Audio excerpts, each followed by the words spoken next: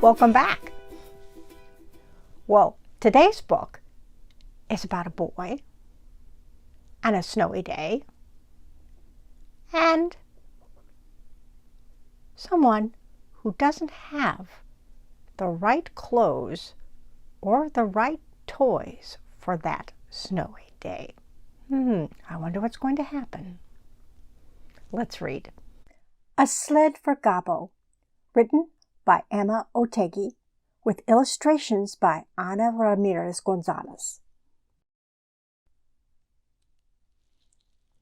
Emma is a children's author who writes about the deep connections between Latin America and the United States and publishes books both in English and Spanish. A Sled for Gabo is her first children's picture book. And before she became a writer and historian, Emma sold books at an independent bookstore and taught elementary school Spanish. Anna was born in Mexico but now lives in Oakland. It wasn't until high school that she started to become interested in film and animation, and then studied in Mexico, France, and at the California Institute of the Arts. She works for Pixar and also has done jobs for Google, DreamWorks TV, and Jib Jab.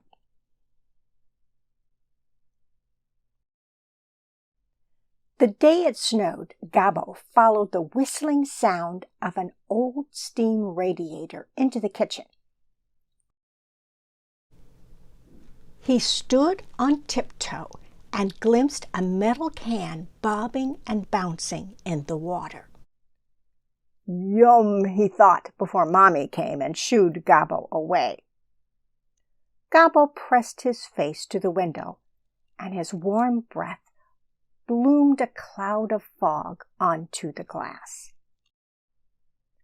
He wiped it off and saw kids from his new school tugging sleds up the hill, then coasting down, whooping and shrieking all the while. Gabo didn't have a sled. His socks were cotton, not wool. He didn't have waterproof boots. He did have a hat with a pom-pom, but that was much too small. Vamos a resolver, Mommy said. They were going to figure it out. 1 sock, 2 socks, 3 socks, 4. Gabo's feet were toasty warm. Puppy's hat slipped over his eyes, and Gabo rolled up the brim. Plastic bags are waterproof, so Mommy tied them to Gabo's sneakers. Mommy opened the door and I looked at the houses, all in a row. Against the slate-gray sky, the colors popped. Maybe I should go and find a sled, said Gabo. And with a little push from Mommy, he did. Rin-rin, guau-guau! Señor Ramos's dog Sancho barked joyfully to see Gabo at the door.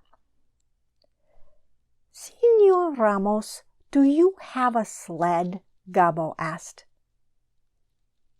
I don't have a sled, Señor Ramos said, but I am making guava jam on toast for Isa, my granddaughter, who's coming to visit. Isa is just your age. Why don't you stay a while? No, gracias, said Gabo, who was much too shy for anyone just his age. Outside, Gabo played with Missy-Foo, a cat who lived on the cover of a manhole and belonged to nobody and everyone at once. Missy-Foo puffed his chest, and so did Gabo. Missy-Foo shook out his coat, and so did Gabo, scattering icy snow. Gabo, mi amor. Hola, Señor Toban, said Gabo. What are you doing, playing with Missy-Foo, instead of playing on the hill? I don't have a sled, Gabo explained. Señora Toban shook her head. You don't need a sled to play. Mira, my mango is ripe and ready to share. She held out the mango, carefully cubed, and nodded toward the snowy slope where school kids were skidding, gliding, and bumping down the hill. Gabo reached into his pocket and felt his leftover Christmas turon. There were 2 crunchy candy pieces. One could be for Gabo and one for a friend, but Gabo was much too shy to hand out mango cubes and leftover Christmas turon. Gabo dragged his feet. The plastic bag started to slip. The snow was turning gray from all the traffic of the town. A lady in the distance waved a yellow mittened hand. Tio Tim, Gabo yelled, Madrina! Tio Tim scooped Gabo into the air. He almost skimmed the sky. And what was that? Behind Madrina's back, there was a... Oh, said Gabo, feeling very small and very sad. The plastic tray was from the school cafeteria where Madrina worked. It was wrapped with a bow. But the plastic tray was not a sled. Sancho, yelled a girl who could only be Isa, Senor Ramos's granddaughter. Sancho bounded toward Gabo and leaped into his arms. Sancho was perfectly happy, and Gabo forgot to be shy. Could I have a turn on your sled? Isa asked. I don't have a sled, Gabo said sadly. Well, of course you do. And on the plastic tray, Isa swooped right down to the bottom of the hill. She ran back up, and on that tray, Gabo coasted down, whooping and shrieking all the while. When the snowy day turned to icy dusk and the sledding hill was empty, the old steam radiator whistled, and the metal can sat on the counter to cool. Gabo handed out spoons, and Papi turned the crank of the can opener. Dulce de leche! Dulce de leche! Yelled Gabo and Isa at the same exact time, then dipped their spoons into the can. Gabo licked his lips and reached into his pocket, where there was one more treat that Gabo was not too shy to share. The end. Well, did you notice how Gabo was a little depressed at the beginning of this story?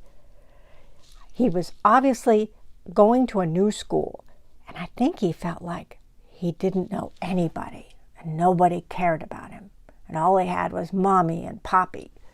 But that wasn't true, was it? He knew Senor Ramos. He knew Sancho, Senor Ramos's dog, and Missy Fu the cat, and Tio Tim, and, oh, what was her name at the cafeteria lady? Madrina, who had a present for him on that snowy day. Gabo was not so alone as he thought. His community around him saw him and was loving him. No, that's kind of our job, each one of us. Jesus may be seated at the right hand of God the Father Almighty in heaven, but we are still here on earth representing him. We're here to care for other people, to notice other people, to look out and be the community of God's people. So you've got your assignment this week. Be a community. Look around you and be friendly to those who need a smile.